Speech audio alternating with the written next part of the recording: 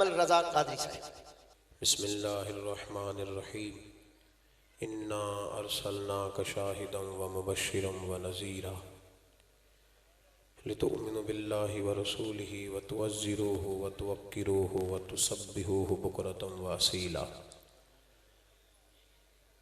صدق اللہ العظیم وصدق رسولہ النبی الکریم۔ تمامی حضرات روشی پڑھیے الصلاۃ والسلام علیک یا سیدی یا رسول اللہ وعلی آلک واصحابک یا سیدی یا حبیب اللہ۔ الصلاۃ والسلام علیک یا سیدی یا نبی اللہ وعلی آلک واصحابک یا سیدی یا نور اللہ۔ اللہم صلی علی سیدنا و مولانا محمد معدن الجود والکرم وآلہ وصحبہ وبارک وسلم۔ تمام تعریفیں حمد و ثنا اللہ تعالیٰ جل مجدہ الکریم کے لیے، ہر قسم کے درود و سلام نبی رحمت نور مجسم شفیع معظم احمد مجتبیٰ جناب حضرت محمد مصطفیٰ علی تحیت و ثنا کی ذات والا صفات کے لیے حمد و صلات کے بعد بڑی ہی خوبصورت محفل مبارکہ، اور گزشتہ سال سے زیادہ بڑھ چڑھ کے ذوق شوق آپ حضرات کا میں دیکھ رہا ہوں۔ ہمارے محترم حافظ خالد فاروق صاحب نے اس محفل پاک کو امیر کارواں بن کے سجایا ہے، اللہ تعالیٰ انہیں بہترین جزا عطا فرمائے۔ اسٹیج پر کثیر تعداد میں بزرگ علماء مشائخ تشریف فرما ہیں۔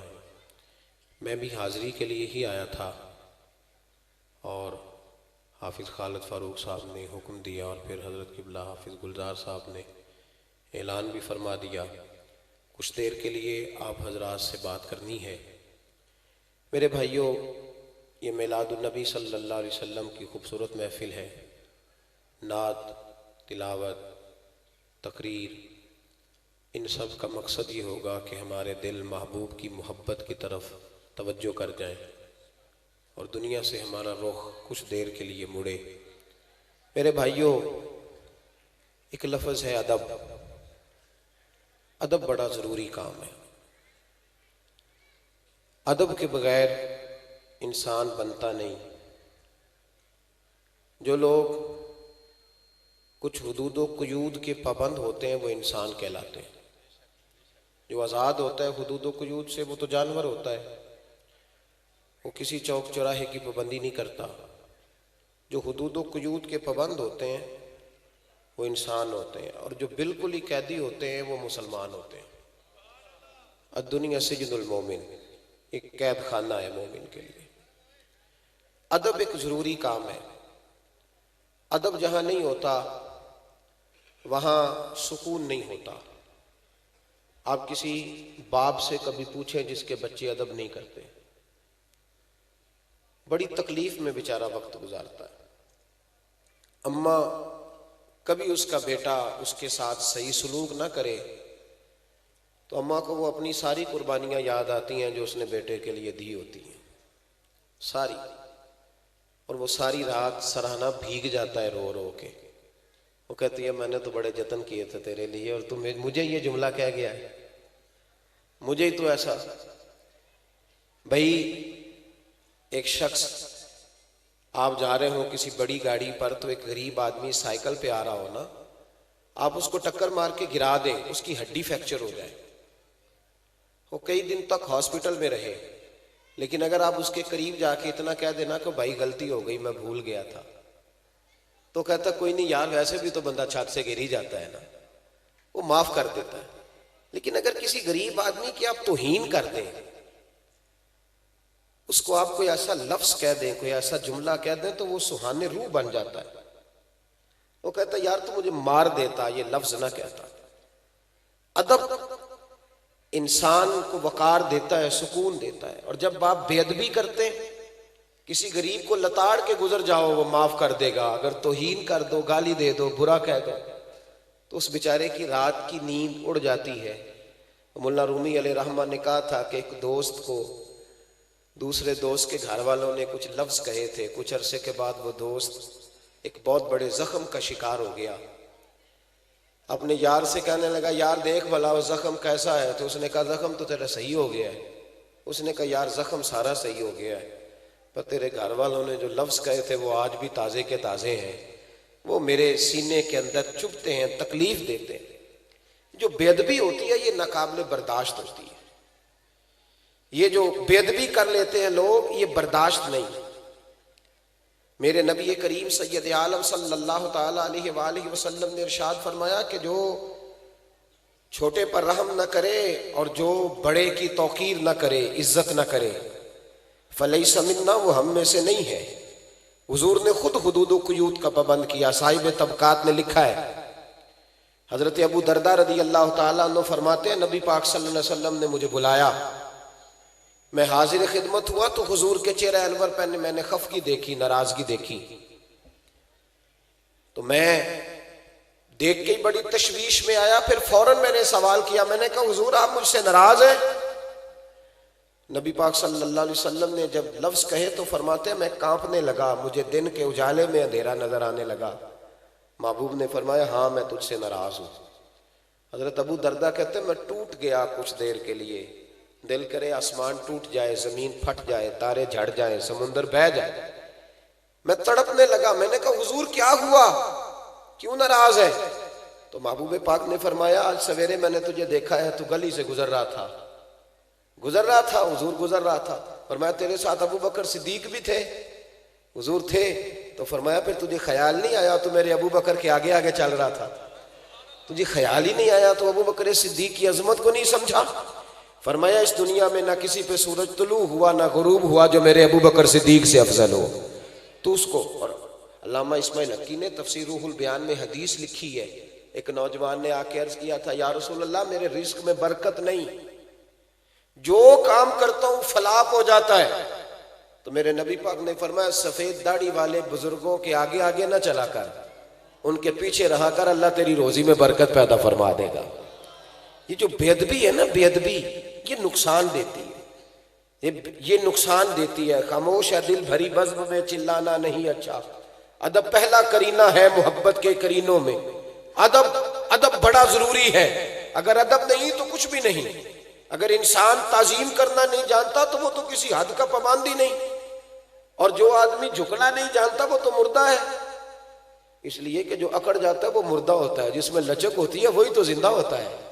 تو بھائی ادب، آج پوری دنیا میں امت مسلمہ کے حکمران سوچ رہے ہیں، پورے اسلامی ممالک کے سفیر اکٹھے کر کے وزیر داخلہ سامنے بٹھائے، اور پھر وہ کہنے لگے بڑی جلدی ہم منت کرنے والے ہیں، ہم اقوام متحدہ کی منت کریں گے کہ ہمارے نبی پاک علیہ السلام کی بے ادبی ہو رہی ہے تو ذرا ہماری سنو۔ یہاں نا کسے باشد میں ساری جماعتوں کو ایک نظر سے دیکھتا ہوں، یہاں کسی جماعت کے لیڈر کے بارے میں بات کرو تو سویرے تماشا لگ جاتا ہے، روڈ پہ اسمبلی میں مکے چلنے شروع ہو جاتے ہیں، اور رسول اللہ صلی اللہ علیہ وسلم کی ناموس کی بات ہوتی ہے تو وہ لوگ جن کو آپ لائنوں میں لگ کے ووٹ دیتے ہیں وہ لوگ اس پر کمنٹس کرنا بھی پسند نہیں کرتے، دو جملے کہنے بھی پسند نہیں کرتے۔ سنو جناب ابو بکر صدیق رضی اللہ تعالیٰ عنہ کا فتویٰ کیا ہے۔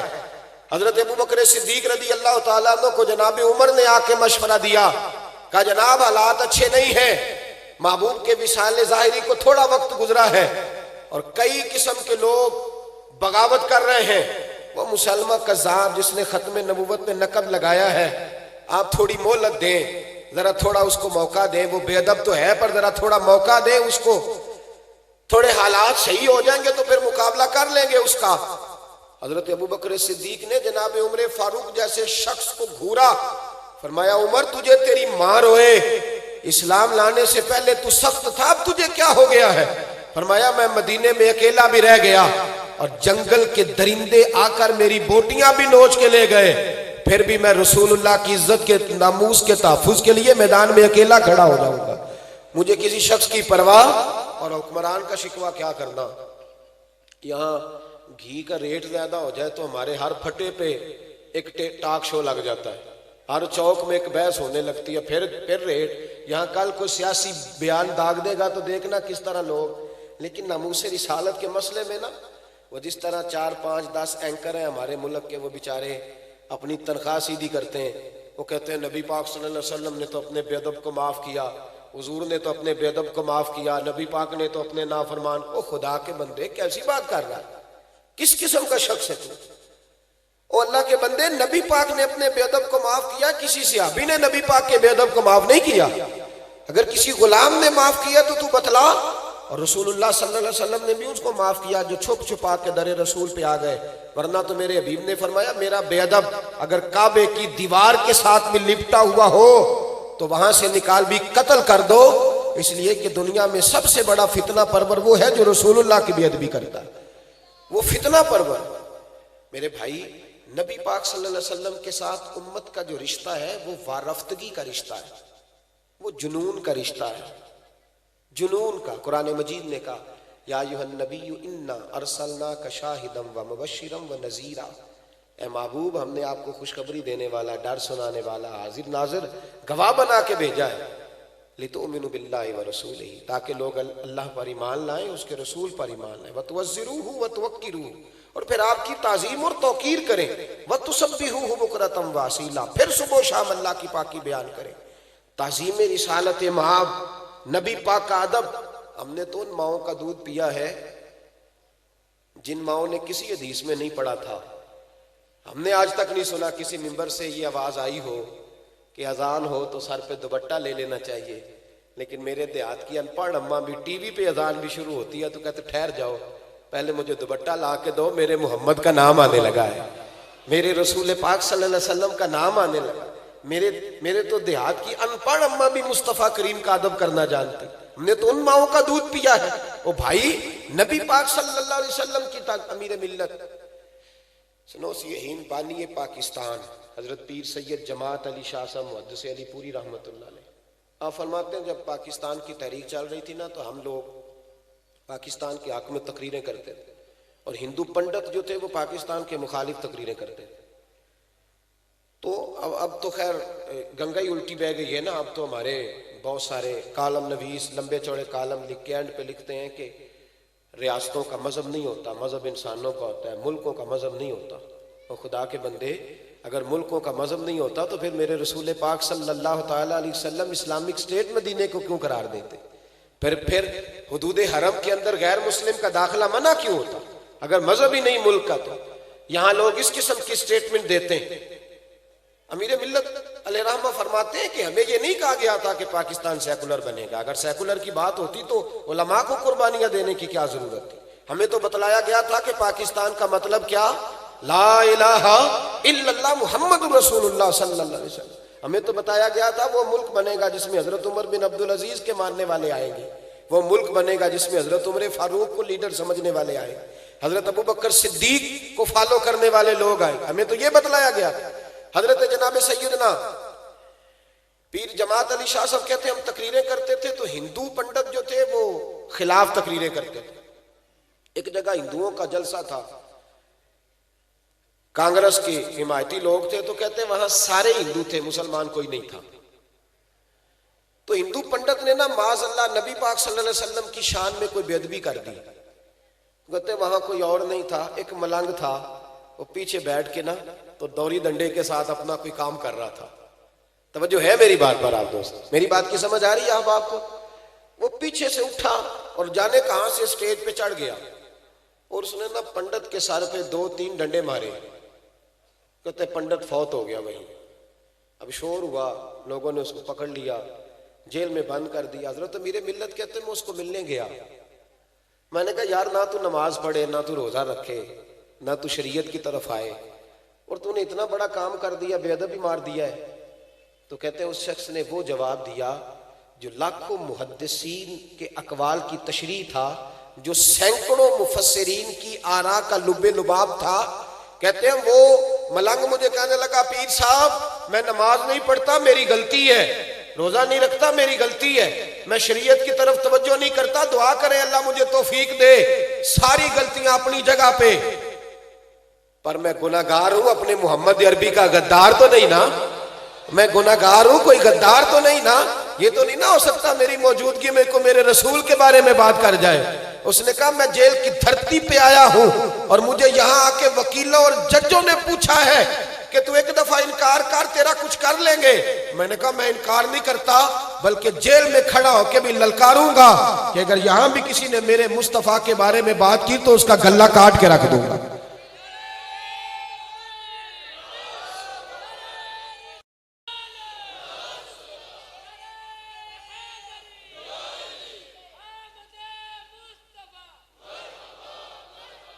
بھائی یہ جو ناموس رسالت کا معاملہ ہے، یہ جو ناموس، یہ حساس معاملہ ہے، اور یہ جنونی، دیکھیں مسلمان کو کہتے ہیں مسلمان جنونی ہے، کس بات میں؟ کس بات میں جنونی ہے؟ مسلمان تو آج بھی سارا کچھ ہم نے دیکھا ہے، بعمل علماء اعلان کرتے ہیں، کہتے ہیں مدرسے کو چندہ چاہیے، تو ہم نے دیکھا ہے نئی نویلی دلہنیں، قوم کی بیٹیاں اور بہنیں اپنے زیور اتار کے دے دیتی۔ یہ فاقہ کش جو موت سے ڈرتا نہیں کبھی، روح محمد اس کے بدن سے نکال دو۔ جنونی کس بات کا ہے مسلمان؟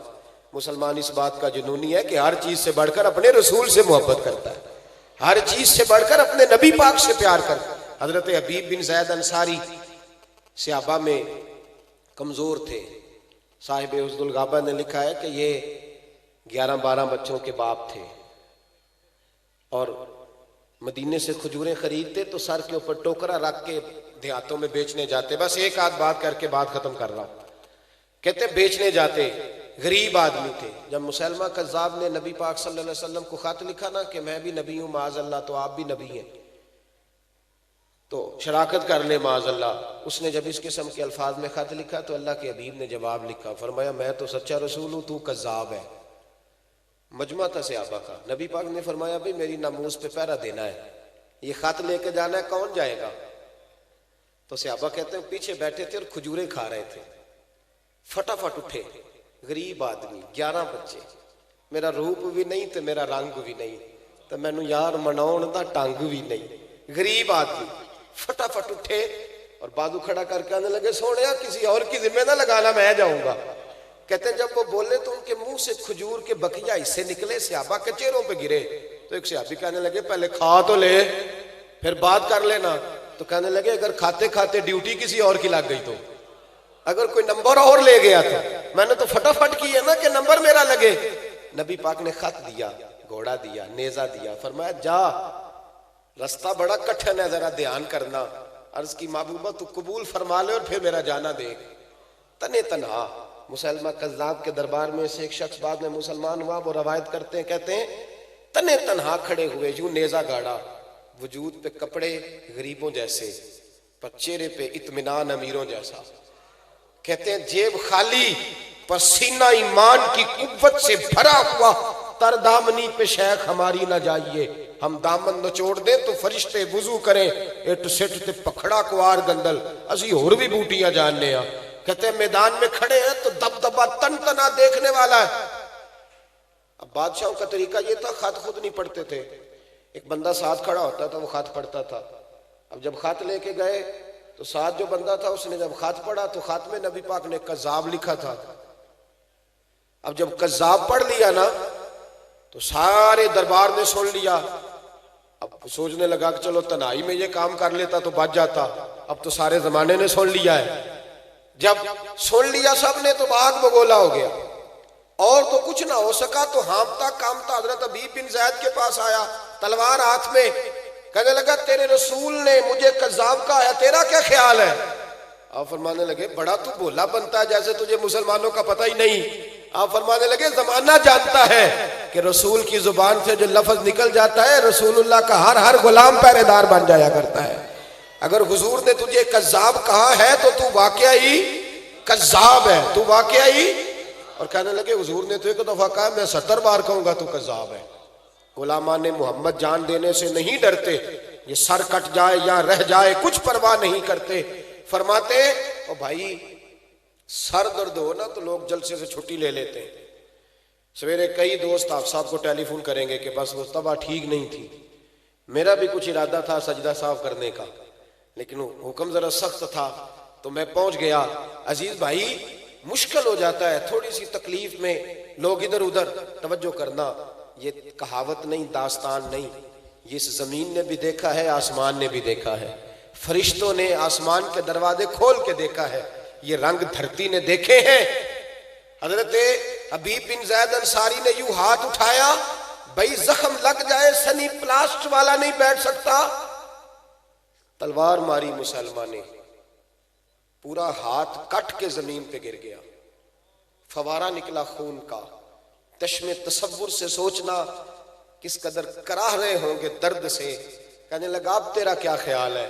تو آپ فرمانے لگے خیال وہی ہے، ساڑھے نبی دی زبان ساڑھے واسطے قرآن، خیال وہی ہے جو تجھے بتا دیا. دوسرا ہاتھ اٹھایا تو اس نے وہ بھی کاٹ ڈالا، زمین پہ گر گئے، آواز پست ہو گئی.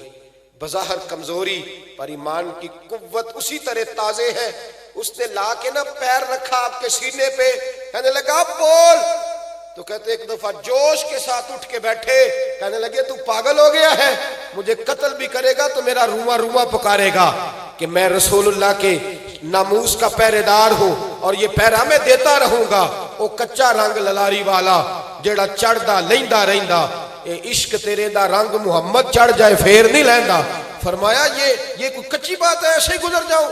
ادھر حضرت حبیب بن زید انصاری کی روح پرواز کی. حضرت انس بن مالک فرماتے ہیں یہاں مدینے میں مصطفیٰ کی داڑھی مبارک پہ آنسو گرنے لگے. حضور روئے. ہم نے اچانک یا رسول اللہ کیا ہوا؟ تو محبوب نے فرمایا میرا حبیب شہید ہو گیا ہے اور حوریں ساری جنت کے دروازے کھول کے اس کا استقبال کرنے کے لیے کھڑی ہے. میرے بھائی ناموس رسالت کی پہرے داری. خوگر حمد سے تھوڑا سا گلا بھی سن لے. ہمیں تھوڑا تھوڑا شکوہ ان لوگوں سے بھی ہے جو صرف دین کے نام پر میری طرح عزت پاتے پلتے ہیں. انہیں اس معاملے میں کردار تھوڑا زیادہ ادا کرنا پڑے گا. اب کسی اور وقت کا انتظار نہ کرے. اب وقت بڑا قریب آ کے کھڑا ہو گیا. اب بھانت بھانت کی بولیاں. اور یہ یاد رکھ لیں یہ محفلوں کرانے والوں کی ذمہ داری زیادہ ہے کہ یہ ناموس رسالت کے حوالے سے نوجوانوں کو زیادہ تیار کریں. اور جو اس وقت خطرناک مسئلہ ہے وہ یہ ہے کہ ہمارے جوان کو بتایا جاتا ہے، ہمارے جوان کو بتلایا جاتا ہے، آپ کو لوگ شربت میں زہر ڈال کے دیتے ہیں، ہمیں سمجھ نہیں آتی. سارے ویزے مشکل ہیں، اسٹوڈنٹ ویزا آسان ہے، اس پہ جاؤ اور وہاں جا کر کے ملت کے جوانوں کو زہر پلایا جاتا ہے کہ تم تو جذباتی قوم ہو، دیکھو جو ہے وہ درگزر کرنا چاہیے، فلانے کے بھی کارٹون بنتے ہیں، کیا ہو گیا فلانے کے بھی. تم ان دنیا دار دھوکے بازوں کو محبوب کی شان کے ساتھ مماثلت دو گے؟ رب کریم نے اپنے محبوب کی مثل پیدا ہی نہیں فرمائی دنیا کے اندر. بھائی ناموس رسالت کے لیے بچوں کو تیار کریں.